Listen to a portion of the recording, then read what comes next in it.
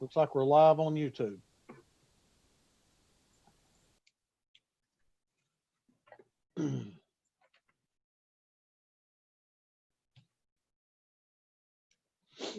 Yep, we sure are. Are you watching yourself, Councilman? Is that what you? My iPad notifies me, Oh, does it? popped up on the screen. Yeah. Okay. No, I don't need to watch me. That's not a pretty sight. Is Lydia going to host or co-host? Yeah, she's got reins. She's got the stick. All right. A woman with power.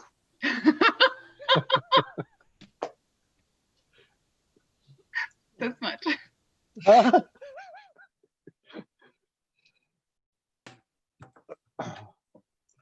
I know Bird's sitting there like, my God, what is he talking about? I just don't want you to put your foot in your mouth. Don't.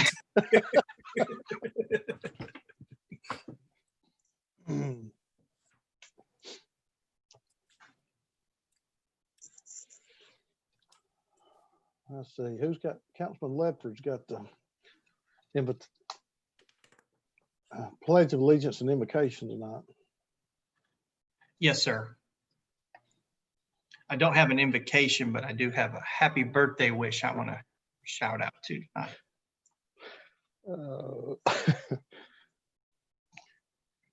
Okay, Miss Lydia, it's 6 o'clock. We're Let's live. go. Okay. Good afternoon, ladies and gentlemen. Welcome to our Tuesday, August the 4th City Council meeting. I now call this meeting to order. Our Pledge of Allegiance and invocation tonight, should he so desire, is by Councilman Ledford. Thank you, Mr. Chairman. And before we begin our Pledge of Allegiance, thank you for displaying the flag, Vice Chairman. I want to wish a very happy birthday to our own Technical Sergeant Charles H. Coolidge, the oldest living Medal of Honor recipient from the European Theater and native of Chattanooga. Happy 99th birthday, Sergeant. If you would, please join me in rendering the proper salute and repeat after me to Pledge of Allegiance. I pledge allegiance to the flag of the United States of America and to the and to the republic for which it stands, one one nation, under under God, God, indivisible, indivisible, with liberty, liberty, and justice for all. Mr. Chairman, I move the agenda. All right, thank you, sir. We have no special presentations at this time, but I think we do have a consideration. Councilman Ledford. Thank you, Mr. Chairman. I would like to put before the body the option to rescind. I would like to make a motion actually to rescind item G from last week's agenda session in reference to the marina contract. I am hopeful that we will have additional language that will help clarify some of council's concerns. And my motion is to rescind that and to place it on next week's agenda for discussion. Okay, Mr. Attorney, can you make two motions in one, rescind and place on the agenda? It has to be, if it is rescinded, the action that was taken last week, it has to be placed on the agenda. So I believe, yes, you can. Okay. As long So as we this have body's willing we to have a accept. motion to rescind and place on the agenda. Do I have a second? I'll second it. Okay, we have a proper second. Do we have any questions or comments? Okay, Councilman Ledford, you still have your hand up. Did you have another comment? I'm sorry, sir. Let me lower Okay. that. All right. Thank you. Madam Clerk, roll call, please. Councilman Oglesby, Yes. Councilman Mitchell, Yes. Councilman Ledford, Yes. Councilman Gilbert, Yes. Councilwoman Coonrod, she's not present. Councilman Byrd, Yes. Councilwoman Byrd, Yes. Vice Chairman Smith, Yes. Chairman Henderson.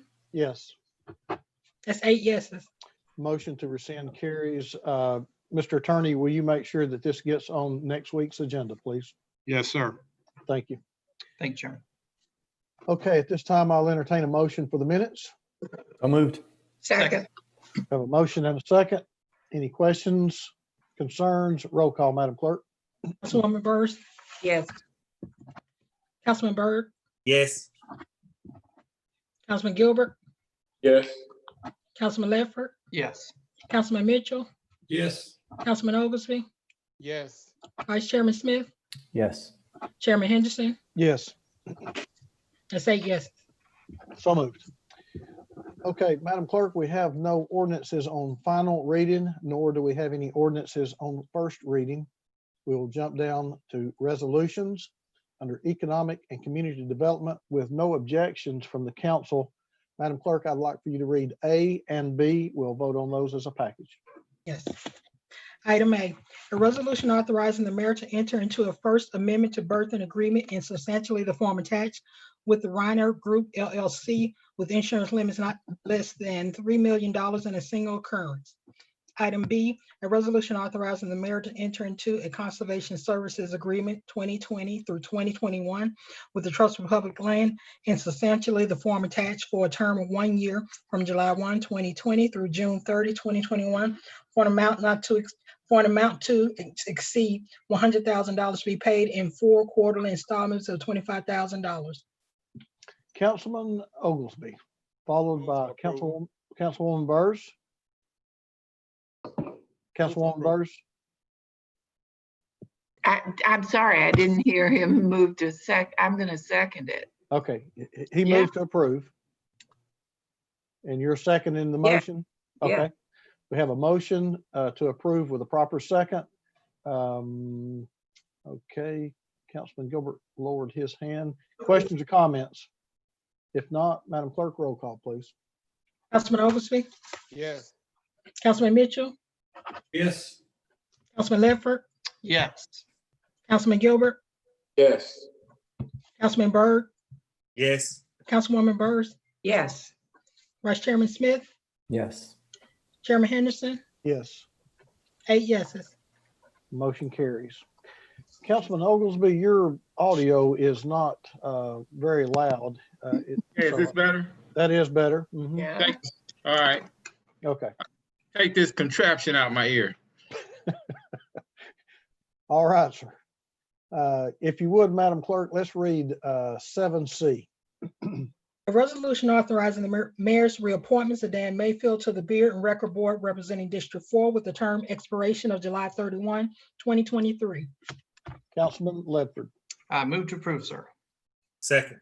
Okay, we have a motion to approve with a proper second. Any questions or concerns? If not, Madam Clerk, roll call, please.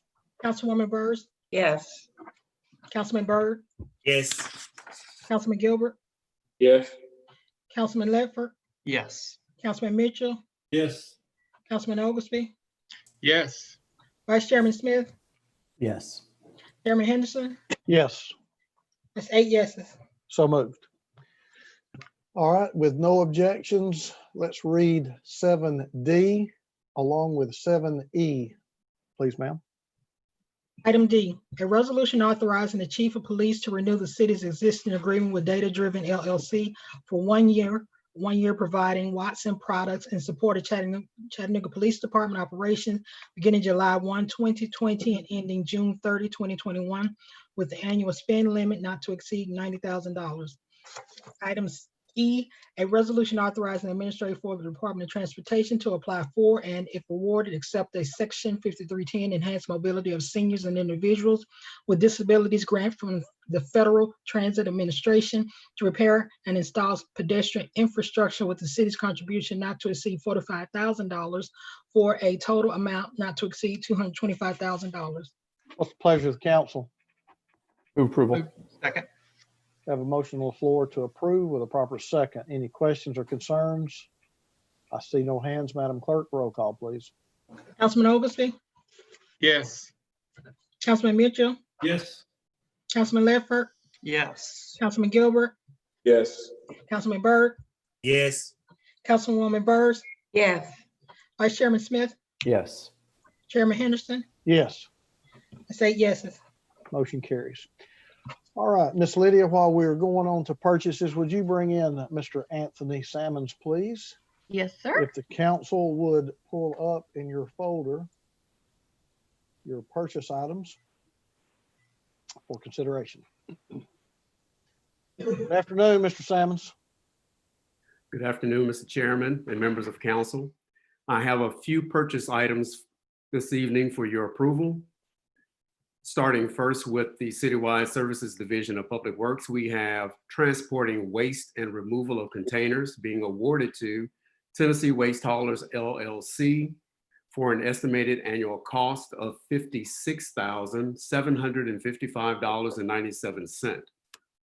Next, from the Waste Resource Division of Public Works, we have electrical services for citywide use being awarded to Adams Electric Incorporated, NAPCO Electric Company Incorporated, and Tri-State Electrical Contractors for an estimated annual cost of $5,500,000.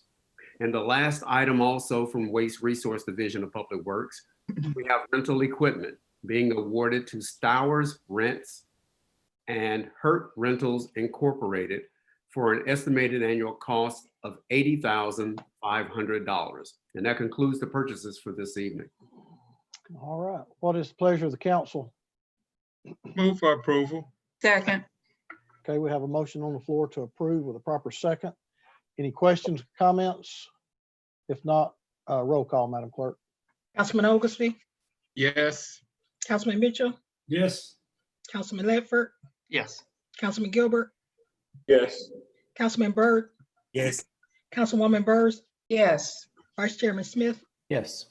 Chairman Henderson, Yes, 8 yeses. motion carries. Thank you, Mr. Sammons. Thank you. All right, now we move into other business. Do we have any other business that needs to be brought before the council at this time? Councilman Oglesby. Thank you very much, Mr. Chair.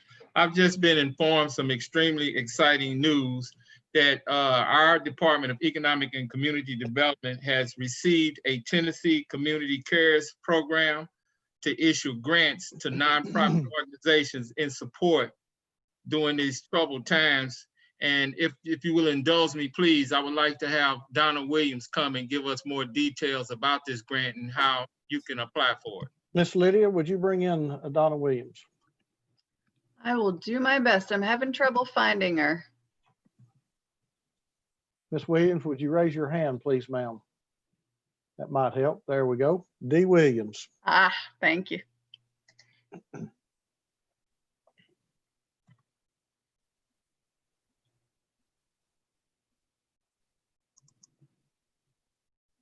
Unmute yourself, Donna. Pulling a Ledford. Okay, I'm in control of the controls. I'm not used to that on Zoom. Well, thank you, council. Thank you, Councilman Oglesby. And just to be a little bit more accurate, the state of Tennessee received $150 million as part, and I'm going to read it because this just happened. We just got this information. I want to make sure that I'm saying it accurately. So the state of Tennessee received $150 million in coronavirus relief funds that are available to Tennessee nonprofits. This is very specific to nonprofits, 501c3s specifically, even more specifically.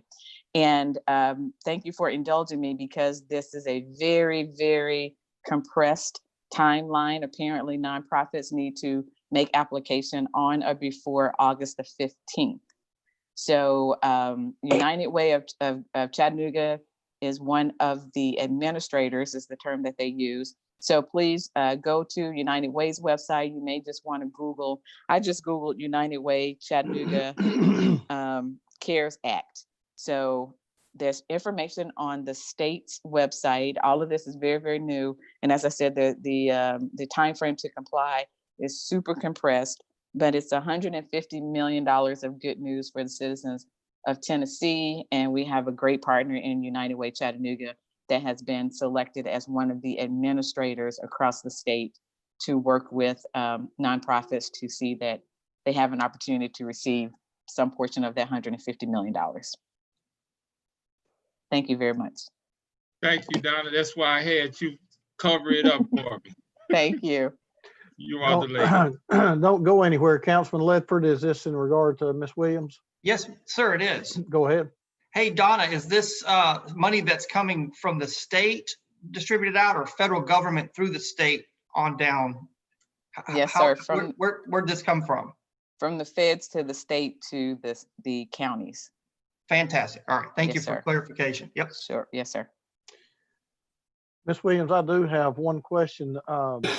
Can this also be used for workforce development to retrain perhaps employees, workers that have been displaced through COVID?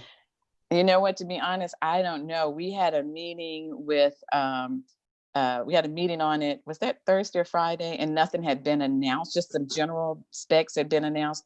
The city is not eligible. You have to be a 501c3 to be eligible. And I have not had time today to read all the specifics of what's the eligible uses. So it may be that a nonprofit could write a proposal for a grant to do that work. But right now, Councilman, I'm afraid I don't know as of yet because we just got this information. Okay, all right, very good. Any other questions for Ms. Williams? Okay, Good job. Thank you. thank you. Thank you, federal government. Okay, you can excuse Miss Lydia. Miss Lydia, you can excuse Miss Williams. Thank you. Yes, sir. I tell you, before we move on, would you bring in Mara, please? Yes, sir. I'm wanting to find out, I'm getting reports that we've had some police officers that were injured on the job this afternoon or today. I was going to see if we could get an update. Amara? Uh-oh, where'd she go? There we go. Well, I just, while I was bringing you in, I just noticed that Miss Vaughn is, Captain Vaughn is, Captain. Chief Vaughn. I'll I'll get the title right in a minute. There is a Captain Vaughn too, so Yeah, you know. yeah. Yeah, Chief Vaughn can update us, and Chief Roddy was going to call in as well. So if Chief Roddy has joined, then that would Lydia, if you see him, but I haven't otherwise, seen Chief Chief Vaughn. Roddy, but bring Dana Vaughn in. There she comes. Yeah, and thank you so much for giving us the opportunity to speak to the injuries of our officers in the fire, and Dana, if you have some details on their injuries and their recovery, we appreciate your taking the time to hear about the hazards that our folks face every day. Thank you. Thank you, Ms. Mora. I believe the injuries occurred yesterday. Our guys were out investigating a burglary, and while they were there, they observed a couple of young men hanging around a stolen car. So they attempted to detain those guys, and they got a couple of them, but one of them ran inside the house, and it sounds like one of the officers ran in after him. So when that happened, the suspect barricaded the door and started to throw accelerant all over the house, the floor, himself, and caught the place on fire. So we have 3 officers that were injured. One of them was flown to, or not flown, but one of them was driven to Vanderbilt late yesterday afternoon for some treatment. But I believe he's due to be discharged today.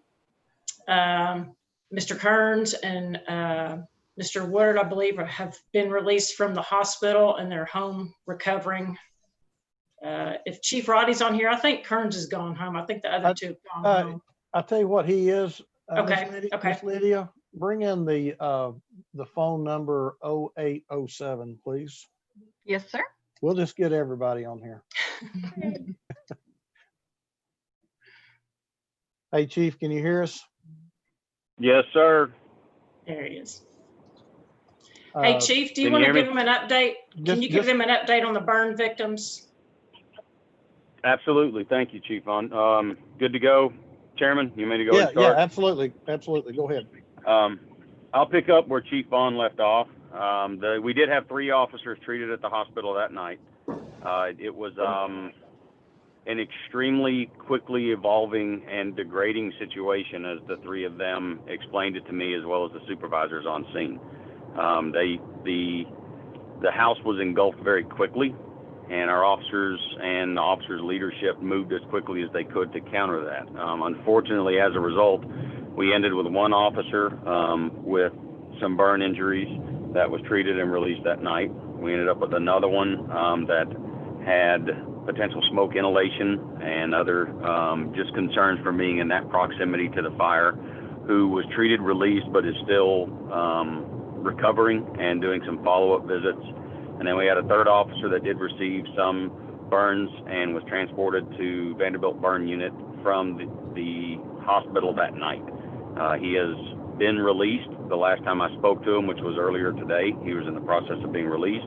He's going to be recovering and just seeing what his rehab and future holds as far as a long recovery. Thankfully, our friends with the fire department, Chief Hyman and I have been in contact because this is a little bit of a different situation for law enforcement, and our fire department brothers and sisters are going to help us through what that looks like, supporting our officer in the situation. CFD arson investigators linked up with our on-scene investigators at the time of the fire as well, and we've been working with them as well as the district attorney's office to secure the appropriate warrants and charges on the individual. The fire department did secure that individual from the residence while they were also working to put the fire out. I cannot tell you the status of that individual though. But everybody's doing well. It could have been much worse, but your officers not only worked to try and rescue a suspect who set fire to a house endangering everyone, but also worked to rescue one another. So as far as it could have been a tragedy, but their actions were nothing less than heroic, sir. Chief, would you give the council's well wishes to all three officers, and we wish them Godspeed and recovery. I'll be calling. Yes, sir. I will pass that along personally. Okay, thank you very much. Thank you, Chair. We appreciate it. Well, I had Chief Hyman's hand up, and now he's lowered it. So, Well, he was, Chief Hyman was going to just tag in on. Let's go ahead and bring Chief Hyman in, Miss Lydia. Thank you.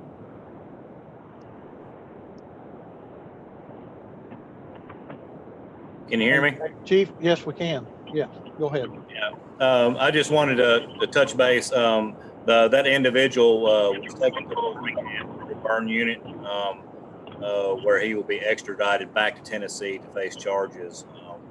But I just want to thank again for the police department for the amount of work that they did during that time frame.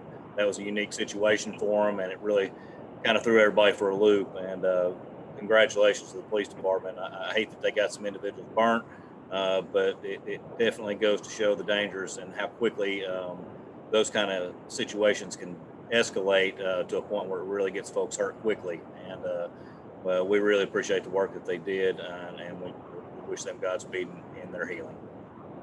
Chief Hyman, Chief Roddy, Chief Vaughn, we thank you for all of y'all's good work, for your leadership. We're glad that everybody is as well as they are, and we certainly wish them Godspeed and a quick recovery.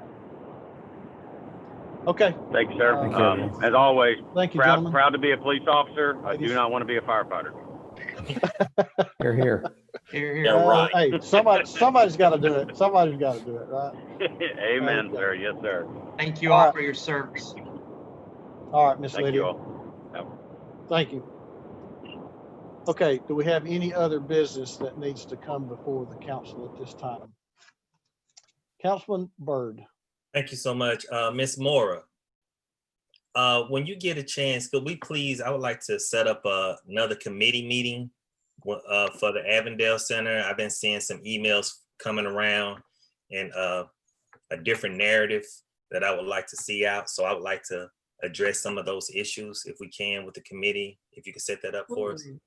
Absolutely, sir. Thank you for that. And another Friday, as we've done before. Do you like the Fridays at noon? Yes, ma'am. All right, great. We'll do. And I'm sorry that we haven't gotten that set already. We were trying to get a little bit more on that contract, as you heard about today, to have more concrete, no pun intended, sorry, answers for you and the committee. But thank you for your leadership on that. Thank you so much. All right. Any other business that needs to come before the council? If not, Councilman Byrd, you can lower your hand now. Thank you. All right, committee reports. I'm going to take them as I see them. Councilwoman Byrd. You're muted. You're muted, Councilwoman. Oh, Ledford. Okay. Okay. Thank you very much. Budget and Finance had a performance review committee meeting today. We're doing this quarterly to see how the monies that we have allocated to city departments, how they're doing in performance. And Tim Moreland did an outstanding job of doing that for us. The thing that's really exciting is that Tim and his folks have been able to set up district information pages for us so that we can better serve our constituents. And I'm really excited about that. Because performance review is so detailed and because we care about it so much, we've scheduled a second meeting for the first Tuesday in September. And in the meantime, council will be giving questions forth about their concerns about the performance of the city. And of course, accolades to Mr. Moreland and Tamara and her department for keeping us all honest in these information reviews. Thank you very much, Mark. Thank you, Councilwoman. Miss Lydia, you can let Miss Sullivan go. Yes, sir. All right, Councilman, Vice Chair Smith. No report, Mr. Chair. Councilman Gilbert. No report. Councilman Byrd. Thank you, Chair. Next week, we will have a Public Safety Committee meeting. We will be covering traffic and making it able for our emergency vehicles to get through certain communities in Chattanooga. And we will be discussing with the police department some of the uprising crime in our city and around the nation. Thank you, sir. Councilman Oglesby. No report. Councilman Ledford. Thank you, Mr. Chairman. Planning and Zoning did meet today. We covered all of our items for ordinances and resolutions. We went over form-based code changes, and we will be moving on with all of our items except for item E and F related to those amendments, and those will be heard on August 25th. So if you were following along today, the amended ordinances will be heard on August 25th. Also, I would like to note the administration is still on our meeting that in the vegetation component review, and I want to thank Councilman Mitchell for being by my side to help keep this fire lit, pardon the pun, from what we just heard, God bless those officers, is in order to keep this moving forward, it looks like we're going to need a little bit of assistance. So I want to reach out to the administration and let them know that we will be needing that assistance, and that assistance is in a form of a request to make sure the vegetation component gets to the form that I think that we want to see. So thank you, Chairman. Thank you, sir. Councilman Mitchell. Thank you, Mr. Chair. We had Public Works and Transportation today, and we will have it again in 2 weeks. All right, very well. That does it for committee reports. Now we come to the time in our agenda where we recognize persons wishing to address the council. Vice Chairman, do we have anybody registered to speak? We do, sir. We've got 3 people that are on here, sir. Okay, if you have registered to speak and you would like to do so at this time, would you please raise your hand? And while you're raising your hand, I'm going to ask our attorney to read our rules of engagement.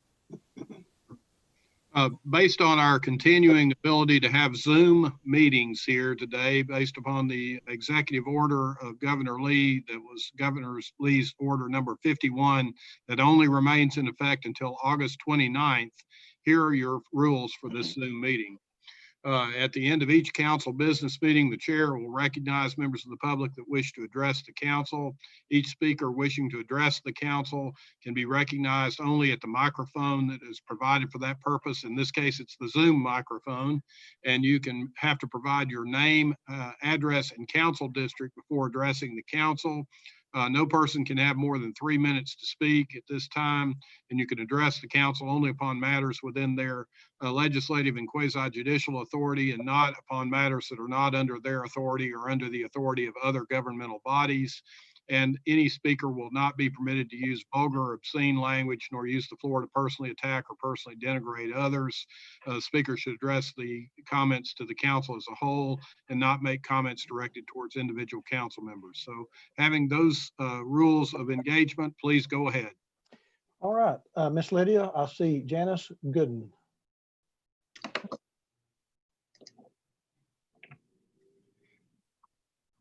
Oh, we need a 3-minute clock. There you go. Miss Gooden, can you hear us? You're muted, Miss Gooden. Can you unmute your mic? There we go. Okay, my name is. Give us your council district, please. I'm in District 8 in the Riverside area. Okay, go ahead. I just wanted to make a few comments in response to Councilwoman Coonrod's request to hear the voices of Black people. While some of us have spoken, others have expressed a distrust of engaging in this format because they feel that no consideration will be given or decisions have already been made. But there should be a willingness to consider new ideas and make changes when needed. In light of recent calls for changes in budget allocations in terms of police funding, I support the idea of utilizing the skills of social workers and mental health professionals in staff or contracted positions. Upon reviewing of existing policies, those that will perpetuate racism or police brutality should be eliminated. There needs to be a reevaluation of all policies and programs in every department to determine if they are effective. Funding and or staffing adjustments should be made when needed. Any barriers to citizens' access to services should be identified and eliminated. There should be a balance in funding for services and maintaining safe and accessible facilities. We cannot ignore the impact of Black on Black crime that has affected our communities. We know that there are different theories why it exists, but we need to move toward finding real solutions. We should consider preventive measures such as mentoring, counseling services through YFD centers in cooperation with schools, churches, and nonprofits. Focus on initiatives to eliminate prevalence of violence, which would include the use of weapons and participation in gang activity. Opportunities for job training, employment with livable wages, prison reform, with transitional programs to support those committed to rebuilding their lives. Other needs would be adequate transportation throughout the city and surrounding areas, elimination of food deserts, safe streets for pedestrians and bikers, preserving historic neighborhoods with funding to assist families and seniors with maintaining and restoring older homes. With all of the expertise and resources in our city, change can happen. Commitment to the process is the first step. Thank you. Thank you. All right, Casey Crook, please. Hello, my name is Casey Crook. I live in District 3. I'm calling in, as I have in other weeks, to echo a lot of sentiments about reorganizing the budget in favor of social services and social support, as opposed to like punitive, aggressive measures that seek to push people further down, typically into poverty or into more desperate situations. I was not familiar with the situation that was described earlier with the police officers and the people suspected of hanging around a stolen car and the resulting fire. But obviously my heart goes out to all those injured, but I think in particular it shows a typical situation to accelerate what the presence of police can do. And I think that in cases like this, where we have someone that does an incredibly ridiculous and impulsive and harmful thing to not only themselves, but to everyone around them, such as burning down a house with them in it, and potentially other people or other things, not to mention like the additional damage it could have caused. But I think what we have to retool ourselves to do is to reconsider what the future for everyone involved looks like. We mentioned, we know that two of the officers, or all three of the officers burned were treated at the hospital, and another one was flown out to Vanderbilt and is likely to be released later on today, I believe. I don't believe we got nearly as much information about the suspect, the person who started the fire or allegedly started the fire. I think we have to address, like, moving forward, does that person's life continue to get worse? Do we as a society dig that person further into a hole? Does that person eventually does that person eventually give in? Does that person have a life when they get out of the hospital? I don't agree with that person's actions. I don't know this person. I haven't heard of this person until an hour ago, but I think that we have to retool this person at arm's length that clearly did an incredibly stupid thing, an incredibly harmful thing. That person doesn't need to get beat down further. That person needs help, especially now that they're in a hospital. And do we need to extradite that person right now? Can they not receive treatment further? This is just part of the larger conversation. All these things people have been Mr. Crook, your time is up. Thank you, sir. Okay, I did see another hand. Here we go. Mr. Rickard, I guess it's Mr. Rickard. Mr. Chair, he's not signed up. He is not signed up. No, sir. Thank you, sir. Okay. No, Miss Lydia, don't bring him in. Thank you. Sorry about that. I was. No worries. Is there any other attendees that have registered to speak that would like to speak at this time? And let me just tell all of our attendees, you do need to register to speak prior to the council meeting starting at 6 o'clock if you'd like to address the council. Council, at this time, I'm seeing no other hands up. What would be the pleasure of the council at this time? Move to adjourn. So moved. We're adjourned. Thank you, everybody.